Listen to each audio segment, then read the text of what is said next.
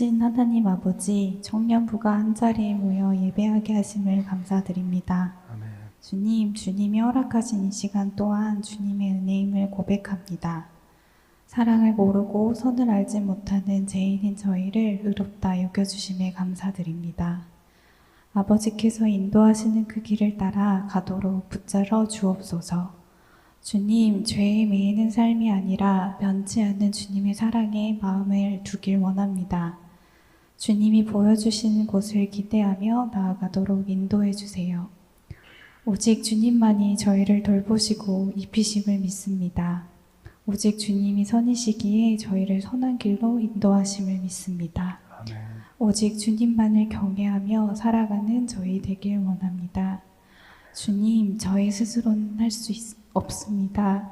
주님의 약속의 말씀 더욱 붙잡고 나아가오니 인도하여 주옵소서. 아멘. 사랑이신 주님 닮아가길 원합니다. 주 안에서 우리 청년부가 더욱 하나 되게 하시고 기쁨도 슬픔도 어떤 어려움과 고난 속에서도 주께서 허락하신 일상 속에서 주님의 사랑을 발견하게 하시고 함께 예배하는 자 되도록 붙들어 주옵소서. 아멘. 그리하여 주님으로 인해 강하고 담대한 청년들 되게 하옵소서. 아멘. 오늘 말씀을 전하는 전도사님을 주님께서 하시오니 한 영혼을 더욱 주님의 말씀으로 품으며 목양하게 하시고 오직 주님만의 말씀만 전하도록 인도해 주세요. 예수님 아멘. 이름으로 기도드렸습니다. 아멘.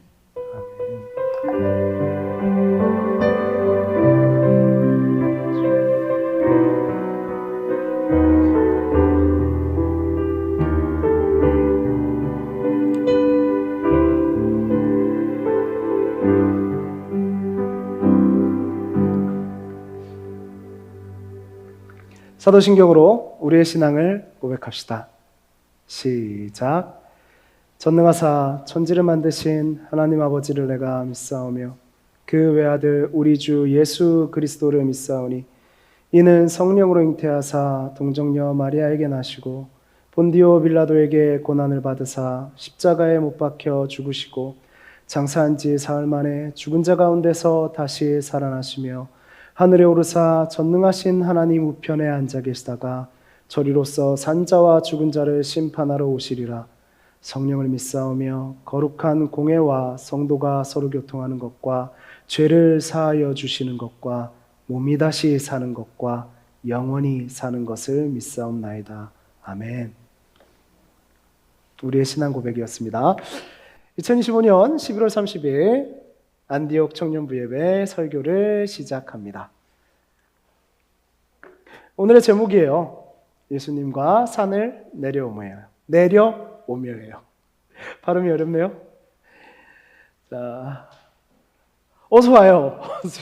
본문 읽으려고요. 네. 오늘 하나님께서 안디옥 청년들에게 들려주시는 말씀은 마태복음 7장 24에서 27절이에요. 지난주 본문과 같습니다. 한 목소리로 함께 읽을게요. 시작.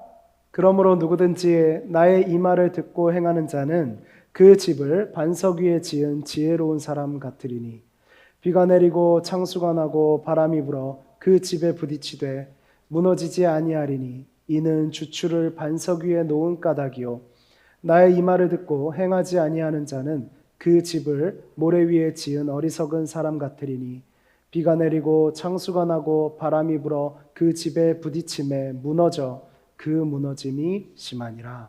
아멘.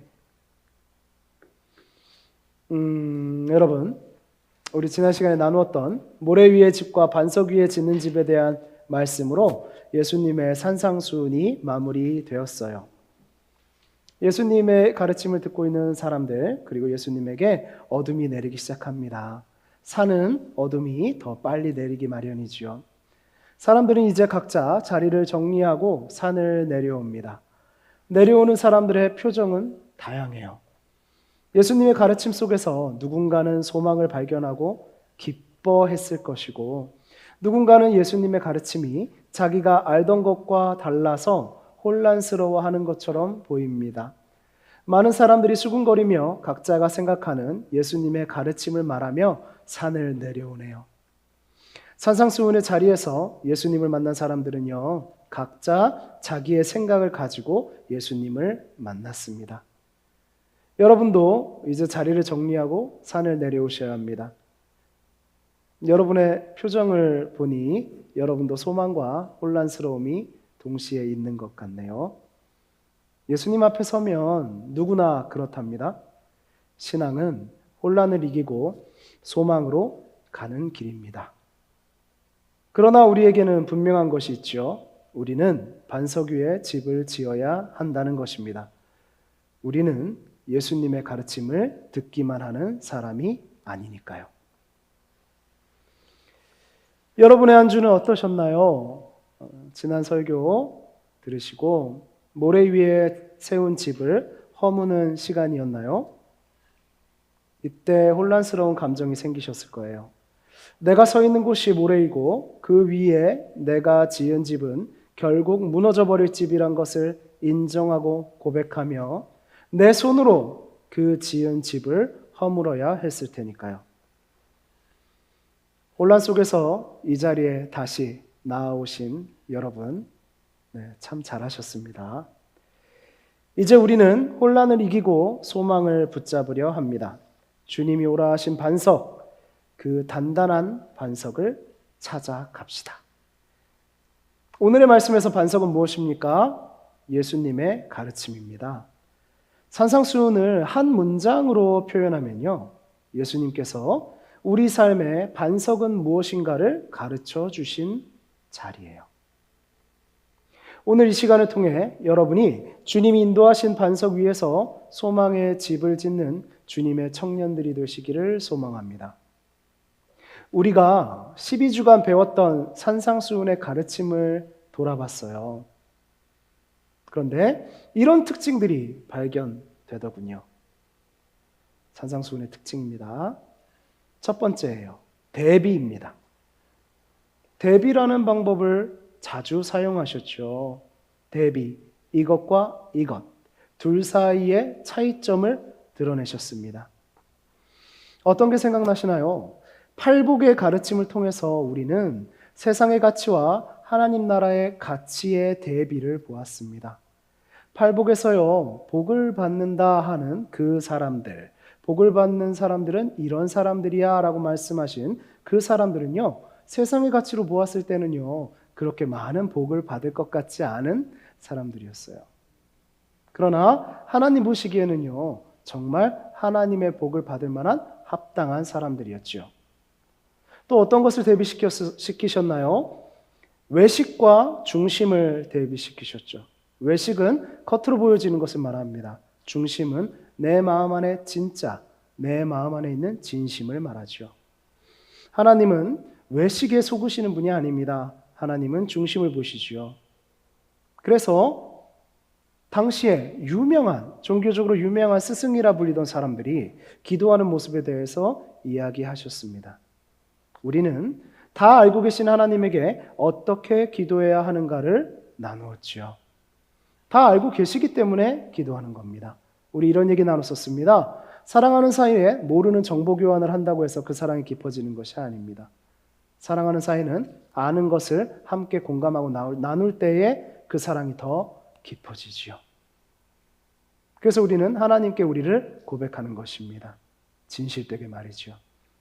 그리고 기도의 모범을 알려주셨습니다. 우리는 주기도문을 통하여서 진짜 하나님의 백성들이 하나님을 소망하며 하는 기도는 어떠한 기도여야 하는가를 알아봤습니다. 그리고 넓은 길과 좁은 길을 대비하셨죠. 많은 사람들이 넓은 길을 통해서 큰 문으로 가려고 하죠. 좁은 길을 통해서 좁은 문으로 갑니다. 예수님 말씀하셨습니다. 많은 사람들이 가는 큰 길로 큰 문으로 가지 말고 좁은 길이 협소하지만 그곳으로 가서 좁은 문으로 가라 라고 말씀하셨죠. 우리는 용기 있는 소수가 되어야 함을 배웠습니다.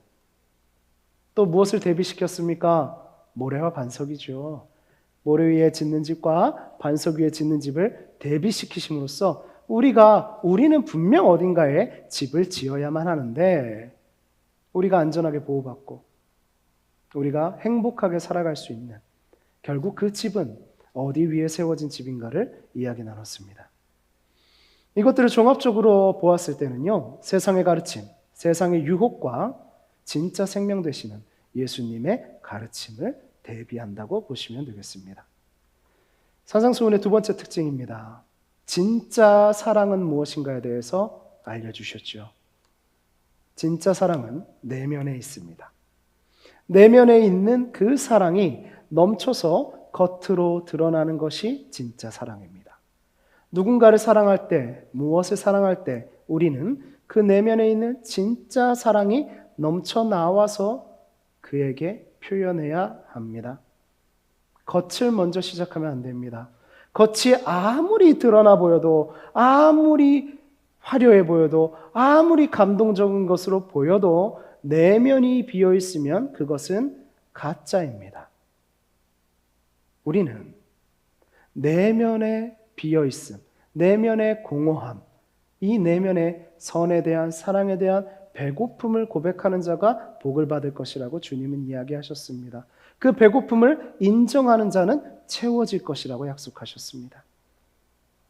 예수님은 또 이렇게 말씀하셨죠. 살인하지 말라는 율법을 넘어서 그냥 행위로 살인을 하지 않았으니까 저는 율법을 지킨 것 아닙니까? 이것이 아니라 그 율법이 말씀하는 하나님의 진짜 말씀은 내면의, 사람의 내면의 문제를 말씀하신다고 배웠습니다. 사람이 사람을 사랑하지 못함에 대한 안타까움을 담고 있는 것이지요. 우리는 이런 이야기 들었습니다. 노하는 자, 라가라 하는 자, 미련하다 하는 자, 우리는 그러한 자가 아닌가를 돌아봤었죠. 어떠한 사람에게 분노합니다. 내 감정을 일방적으로 토로합니다. 세상의 관계라는 것은요, 그 사람과 내가 주고받고 맞춰가는 관계가 되어야 되는데요, 노하는 건 어떻습니까? 내 뜻과 달랐을 때 그것을 인정하지 못하는 것이죠. 라가라 합니다. 미련한 자라고 합니다. 상대를 비하합니다. 내가 구원에 이르는 지식이 있다, 저 사람은 지식이 없다, 미련한 자가 당시에 이렇게 쓰였다고 제가 말씀드렸죠. 하나님의 구원에 대해서 모르는 자, 그 길에 들어올 수 없는 자를 표현하는 말이었습니다. 우리는 누군가의 구원, 누군가의 선함, 누군가의 악함 참 판단하기를 좋아합니다. 그것을 빌미로 미워하고 분노하죠. 주님 말씀하십니다. 겉으로 보이는 행위가 그러지 않았다라는 것을 자랑하지 말고 행위를 넘어서 우리의 마음과 동기가 진짜 나는 사랑할 수 있는 사람인가를 생각해 보라고 말씀하십니다. 그리고 나는 사랑할 수 없다라는 것이 발견되면 이 갈급함을 주께 구하라 라고 말씀하시죠. 세 번째입니다. 이미와 아직 사이에서입니다. 이미와 아직 사이에서. 지금 우리는 이미 임한 하나님 나라와 앞으로 완성될 하나님 나라 사이에서 살아가고 있습니다. 예수님이 오셨습니다. 예수님 하나님이시죠. 그분이 세상의 왕으로 오셨습니다. 죄인들이 바라보는 왕과는 달랐습니다. 섬기고 자신을 내어주고 자신의 뜻을 선포하러 오셨습니다. 진정한 왕이십니다. 진정한 왕이 왔으니 이곳은 하나님 나라입니다. 그리고 우리가 하나님 나라를 살 백성이 아니었지요. 우리는 죄로 인하여 하나님과 멀어졌습니다. 그러나 그 죄의 삭슬, 죄의 삭신 사망의 문제를 주께서 짊어지심으로써 우리는 다시 하나님의 자녀로 회복되었습니다. 그래서 하나님 나라는 이미 임한 것입니다. 뜻이 하늘에서 이루어진 것 같이 땅에서도 이루어지는 것입니다. 우리에게 아직은 무엇입니까? 아직 새하늘 새 땅이 오지 않았습니다.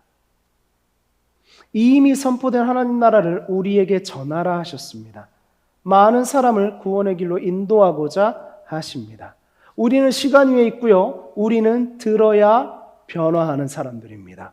그래서 우리에게 시간이 필요합니다. 이 복된 소식을 우린 전하고 땅끝까지 전합니다. 그래서 이 구원의 역사에 우리의 역할을 두셨습니다. 구원받은 너희가 그 구원의 기쁨을 전하라고 말이죠. 그래서 우리에게 온전한 새하늘 새 땅은 아직 오지 않았습니다.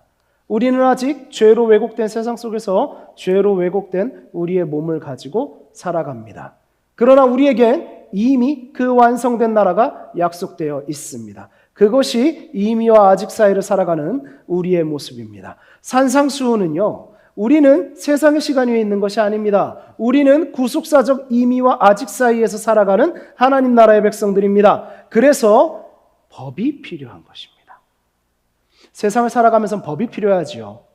그 법 안에서 우리는 질서를 가지고 안전하게 살아갑니다. 마찬가지입니다. 이미와 아직 사이에서 있는 우리에게 우리 삶에 주시는 법과 같은 말씀이 산상수훈의 말씀입니다.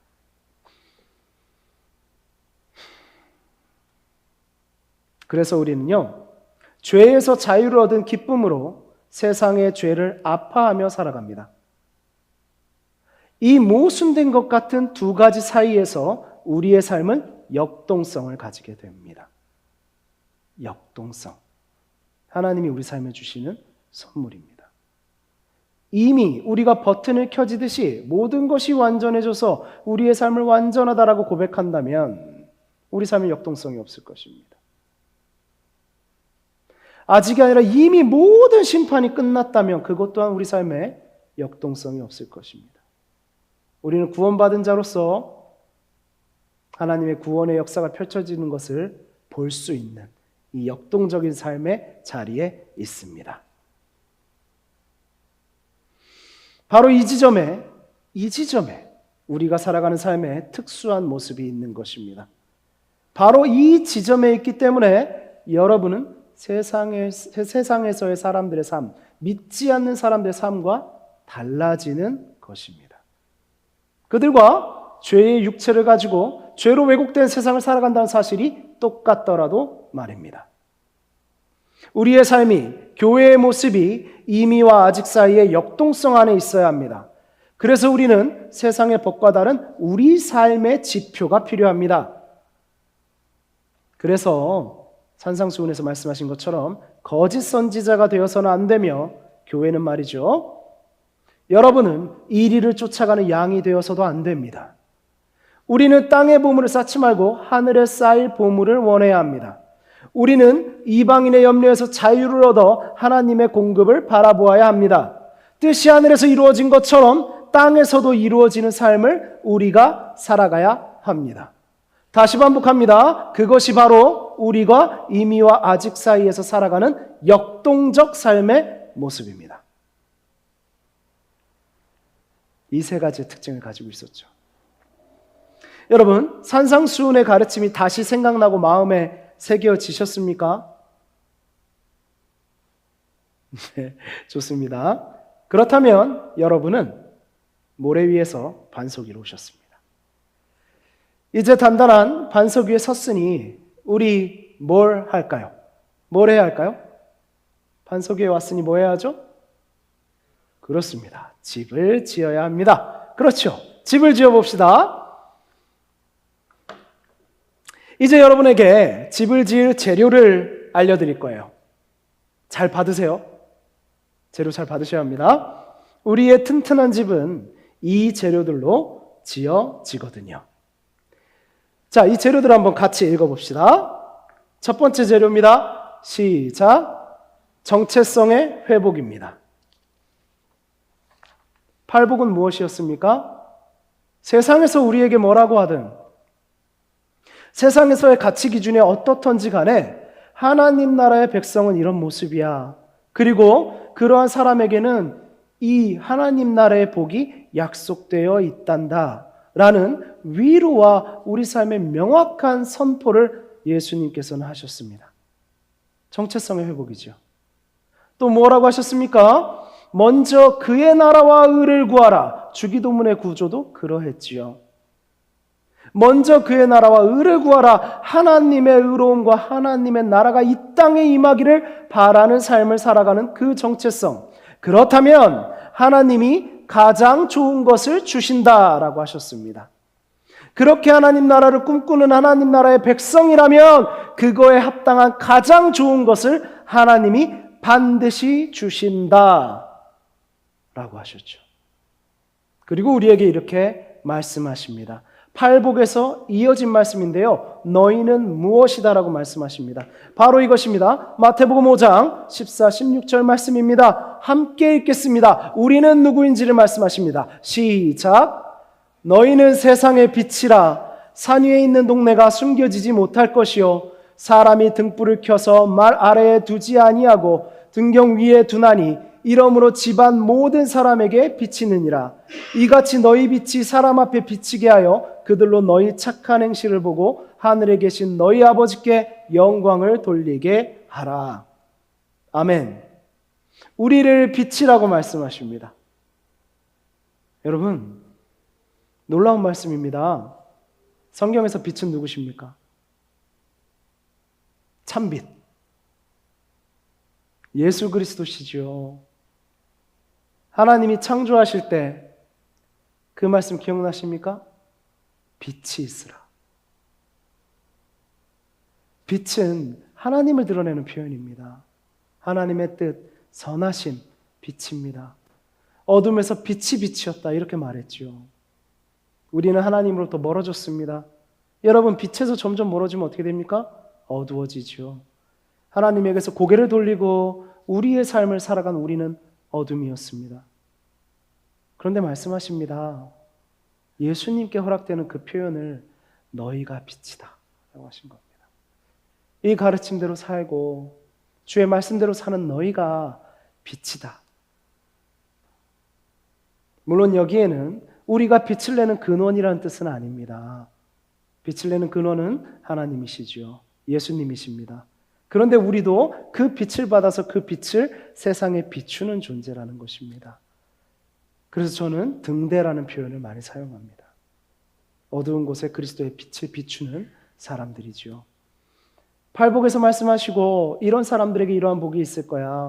세상은 너희들을 오히려 연약하다 할지 모르고 이상하다 할지 모르지만 너희에게 하나님 나라가 약속되어 있어. 그리고 말씀하신 겁니다. 너희는 빛이야. 우리가 하나님을 이 땅에 드러냅니다.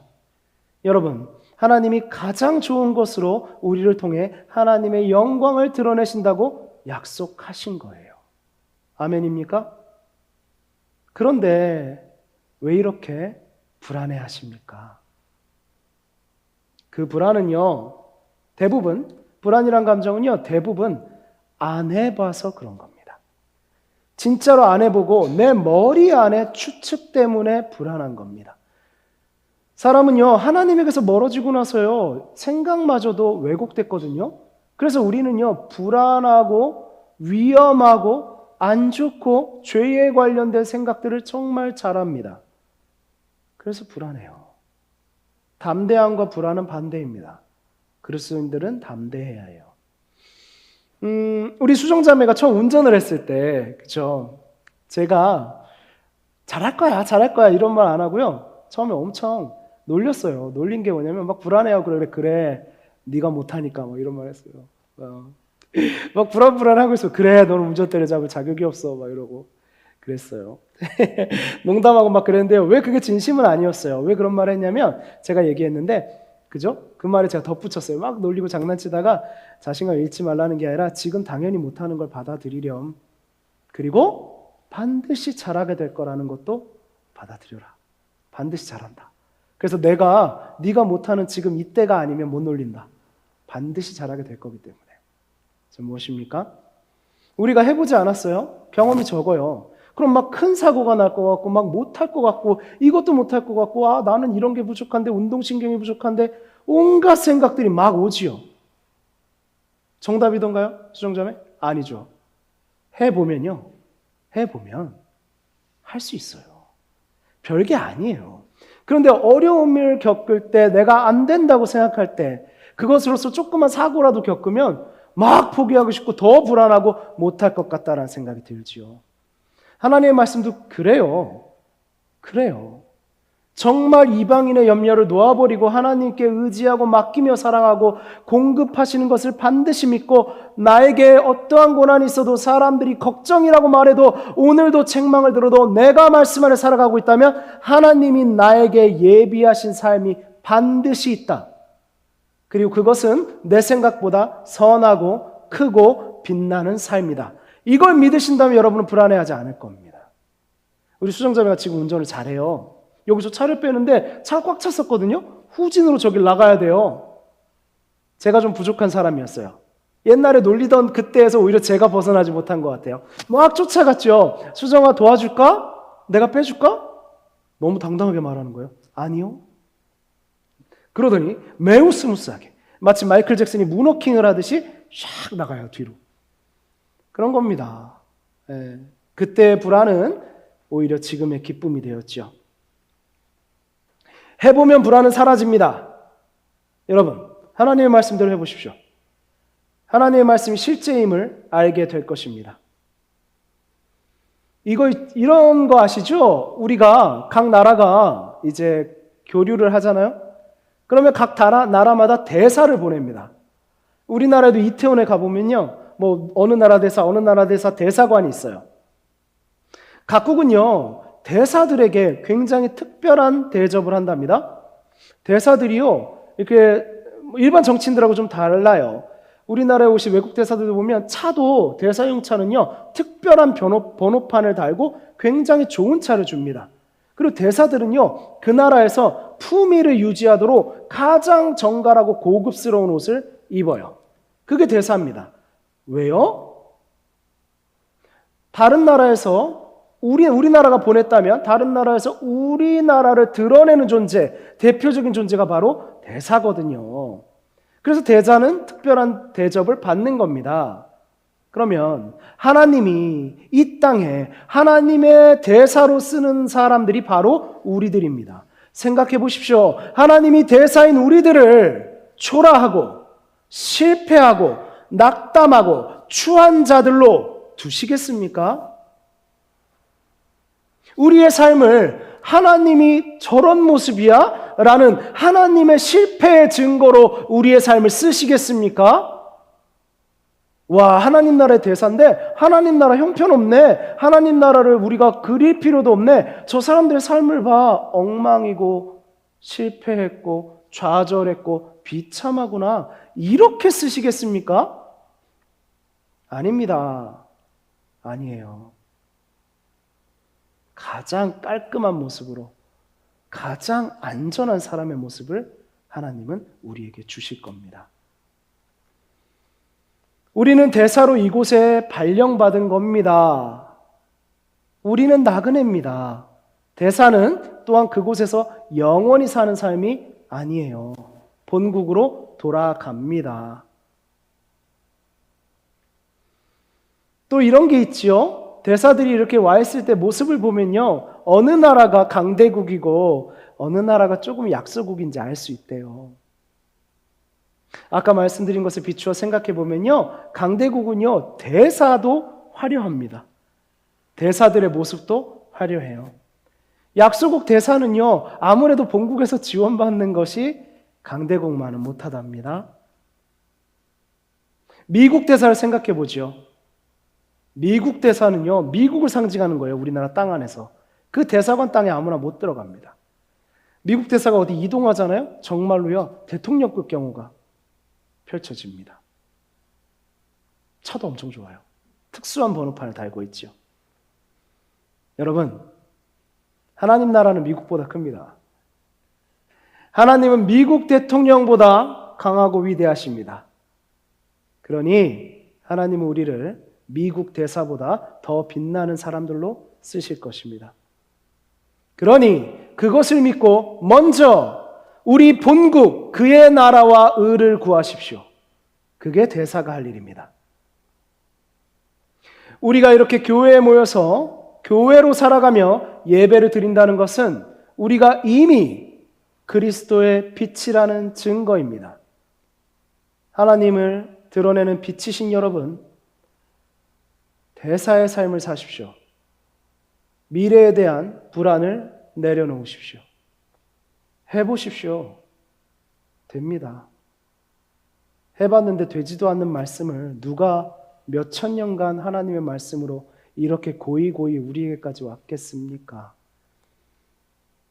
성경을 부정하는 자들은 대부분 한 번도 성경대로 해보지 않은 사람들이에요. 해보십시오.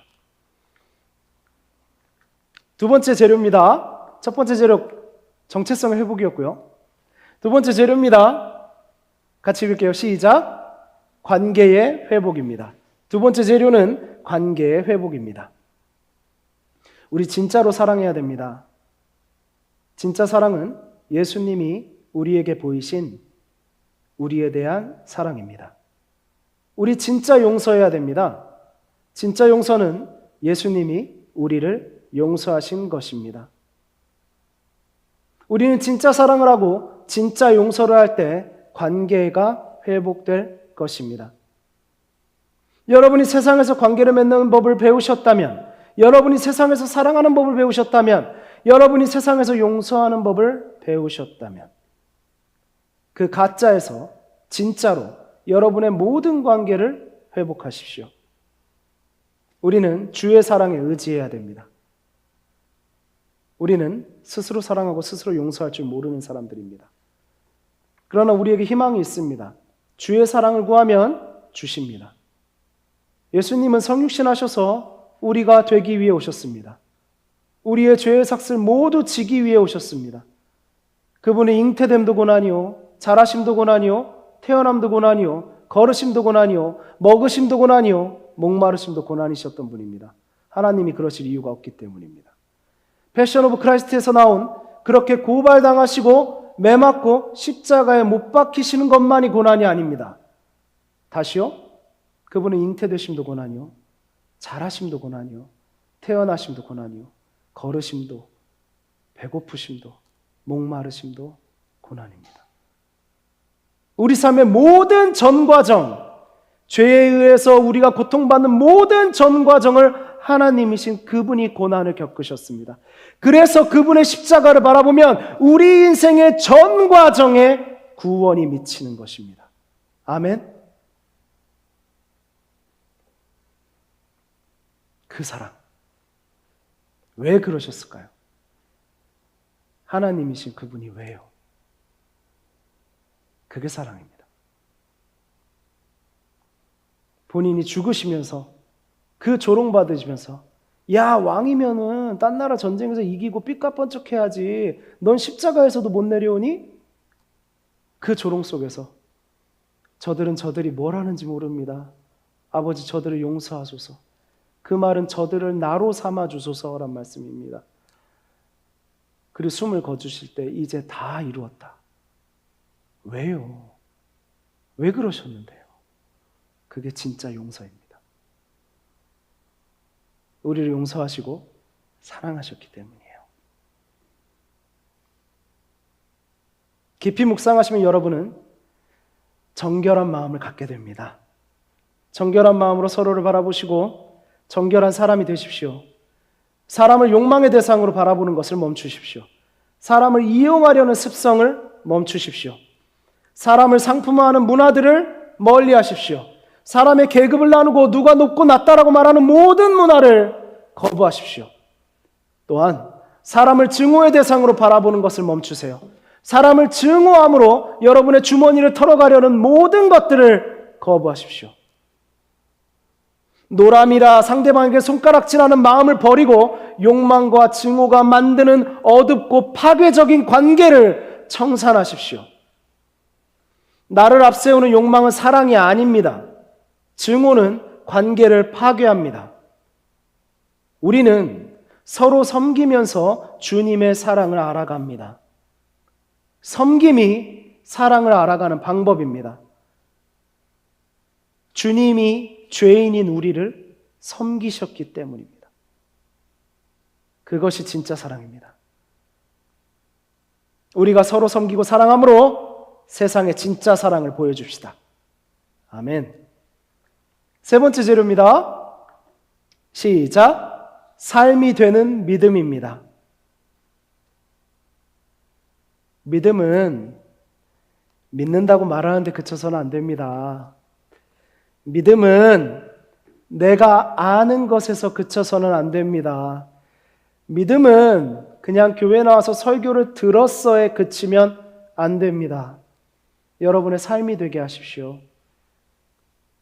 하나님과 골방에 들어가십시오. 우리 그 내용 알죠? 하나님과 골방에 들어가십시오. 하나님을 인격적으로 만나십시오. 하나님과 골방에 있으면 우리는 기도하게 됩니다. 기도하는 삶을 사십시오.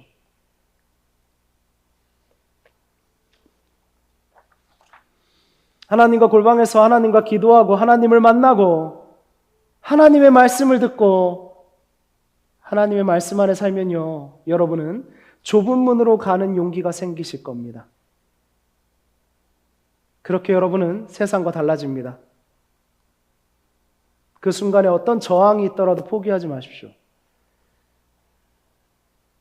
그렇게 세상과 달라지는 것을 거룩이라고 합니다.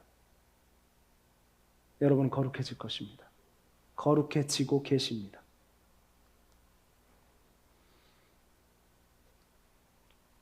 삶이 되는 믿음 살아가십시오. 자, 집 짓는 재료를 드렸습니다. 3가지 재료예요. 정체성의 회복, 관계의 회복, 삶이 되는 믿음이라는 재료입니다.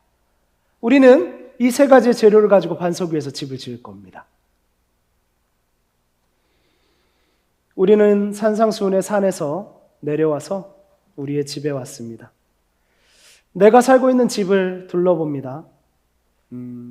그리고 예수님의 말씀이 머릿속을 자꾸 맴돕니다. 말씀을 생각하고 생각할수록 나의 마음에 변화가 일어나고 소망이 생깁니다. 기록된 말씀을 펼쳐서 읽습니다. 하나님의 말씀이 나의 가슴을 울립니다. 알게 하십니다. 내가 반석 위에 있구나. 내가 모래 위에 있었는데 하나님이 말씀으로 나를 옮겨주셨구나. 주님께 기도드립니다. 내 마음이 감사와 용기로 채워집니다. 주님 감사합니다. 제가 주님의 가르침대로 세상에 하나님 나라를 보여주는 삶을 살겠습니다. 이렇게 다짐하고 나니 가만히 있을 수가 없습니다. 무언가를 하고 싶어집니다. 이제 우리는 우리의 삶이라는 집을 지어야 합니다. 사랑하는 여러분, 좋은 집을 지어봅시다. 좋은 집을 지어봅시다. 폭우와 홍수와 태풍에도 끄떡없는 좋은 집을 말입니다. 집 짓기는 이미 시작됐습니다. 예수님의 가르침을 삶으로 살아가는 것이 집 짓기니까요. 예수님은요, 아주 오래전부터, 태초의 이전부터 우리와 집을 함께 지으시려 우리를 부르셨습니다. 사랑하는 여러분, 좋은 집을 지으셔서 저 좀 구경시켜 주십시오. 초대해 주세요. 저도 좋은 집을 짓고 여러분을 초대하겠습니다. 우리 같이 집 짓다가 더 좋게 집을 짓는 노하우가 생기면 나눠주세요. 그게 교회입니다. 우리 서로 좋은 집 짓도록 도와줍시다. 인력이 필요하면 가서 망치질도 해주고요. 합시다. 우리 모두 집 잘 지어서 그 집 완공되는 날 집들이 거창하게 합시다. 그 집들이 날에 우리는 무척 행복할 겁니다. 우리의 집들이 날에요, 특별한 손님도 오시거든요. 그날 예수님도 오십니다.